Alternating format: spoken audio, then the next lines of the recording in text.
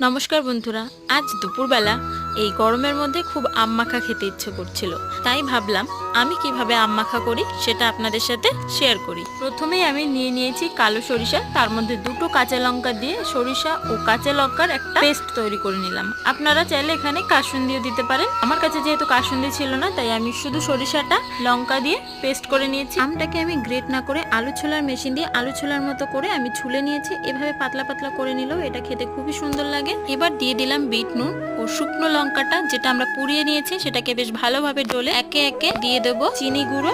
এখানে আপনারা গোটা চিনিও নিতে পারেন, চাট মশলা, শুকনো লঙ্কার গুঁড়ো আর লেবু পাতাটাকে আমরা মাঝখান থেকে 2-3 বার ছিঁড়ে দিয়ে দেব। এবার ভালোভাবে একটু মাখিয়ে নেব। এবার যে সরিষা ও কাঁচা লঙ্কাটা বেটে রেখেছিলাম এটা দিয়ে দেব ও আবারও বেশ ভালোভাবে কিছুক্ষণ মাখিয়ে নেব। এবার অল্প একটু সরিষার তেল দিয়ে মাখিয়ে নিলেই রেডি আম মাখা।